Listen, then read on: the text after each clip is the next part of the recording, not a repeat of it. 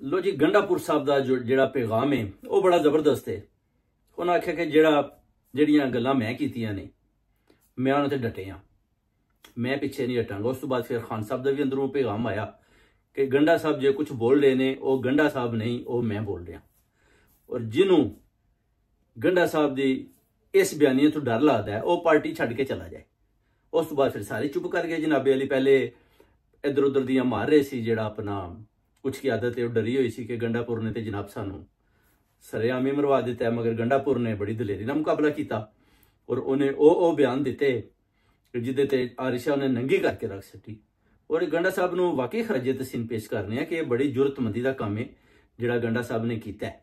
और खान साहब ने भी अंदरों जेल के अंदरों बैठ के गंडापुर के बयानिए के नाल अपना बयानिया मिलाया और गंडापुर को खराजे तहसीन भी पेश किया है कि तू गल बिल्कुल ठीक की है। अगर तेरे नाल कोई भी पार्टी का बंदा नहीं चलता या वह आखन के असी तेरे इस बयानी के नाल नहीं, तो साफ जवाब दे दे कि तुसी ये पार्टी छड़ के चले जाओ। और गंडा इस वक्त पुर जड़े ने वो मैन ऑफ द मैच ने, उन्होंने बयानिया जबरदस्त है और अजे तक अपने बयानिए ते खड़े ने। बड़ा शोर है हर पासे, तुसी देख ही लिया, अपना असैम्बलियां भी देख लो, फैसल वाडा दियां भी तुसी गल्लां सुन लो कि मैं एक बटन दबावांगा तो इहनूं जुल्फां तो फड़ लांगे। ये सारियां कहानियां सन फैसल वाडा दियां भी, मगर गंडापुर ने जिहड़ा काम कर दिता है। और उस बाद अगर गंडापुर ने फाटा च जाके एस्टैबलिशमेंट दायरे के कुछ बंदियां दे नाल मीटिंग भी की है, तो वह भी बड़ी जरूरतमंदी दे नाल की है और बड़ी साफ और शफाफ की है। उस तो बाद वो खैबर पख्तूनख्वा चला गया KPK हाउस। और यह भी बड़ी जरूरत का काम है क्योंकि तुसी एडी वड्डी गल भी करो, इन हक और सच दे नाल खड़ो भी, तो फिर तुसी अगर उन्हों की कॉल आए तो फिर उन्होंने बैठ के भी मीटिंग करो और दहशतगर्दी जी हो रही है उन्होंने खत्म करने वास्ते भी उन्होंने लॉ एंड ऑर्डर के हिसाब से भी तुहाडी जी मीटिंग होती है वह जबरदस्त होती है। जिदे ते तुसी कह लो कि जिन्हें रौला पा रहे हैं ना तारड़ और जिन्हें भी ये असैम्बलियां चू चाऊं चाऊं कर रहे हैं, बेसिकली ये इस गल कर रहे हैं क्योंकि इन्हों पता है कि ये जरनल जड़े ने ना ये अंदरों अंदर कंप्रोमाइज हो गए ने।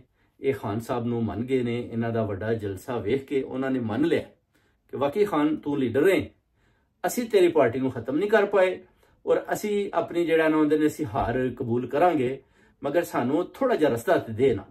तो रस्ता खान साहब ने कहा कि मैं नहीं देंगा। मुजाकरात का भी उन्हें कह दिता कि ठोक के जवाब दे दिता कि मैं तुहाडे नाल किसी किस्म के भी मुजाकरात नहीं करांगा, तुसी कुछ भी कर लो। और यह भी एक खबर है हुण गंडापुर साहब जिहड़े उन्होंने कहा कि अगला ऐलान जिसे मेरा लीडर इमरान खान करेगा लाहौर का तो मैं अपना सुनामी लैके लाहौर की तरफ वधांगा, जदों वह सिंध का ऐलान करेगा तो मैं सिंध जावांगा, तो जदों वह बलोचिस्तान का करेगा तो बलोचिस्तान जावांगा, तो जदों वह आवाज़ देगा कि हुण ढियाला जेल आके इनू तोड़ लै तो मैनू ले लै, तो मैं आके तो ढियाला जेल तोड़ के तो अपने लीडर नू बाहर कढ़ांगा। और अगर गोलियां चली तो वह कहता गोली भी मैं अपने उत्ते पहले खांगा, मगर लीडर वास्ते मैं जान देंगा। सिर्फ मैनू लीडर का एक इशारा चाहिए और मेरा खून मेरे लीडर वास्ते हाजिर है। ये हुण गंडापुर जिहड़ा है ना वो मरन मरान ते आ गया। उन्हें कहा कि हुण खान नू अगर 15 दिन ही तुसी ना छड़िया तो फिर गंडापुर दी तुसी जिहड़ा ना ये सुनामी तुहाडी तरफ वधेगी। तुसी वेख ही लिया जिहड़ा अपना गंडापुर दे नाल जिहड़ी खान दी आवाम है वो किस तरह खड़ी है और गंडापुर किस तरह खड़े है। और गंडापुर ने साबित कर दिता कि वाकई वो कोई कंप्रोमाइज़ नहीं किसी दे नाल, वो खान दे नाल खड़े और खान दे बयानिए दे नाल खड़े है।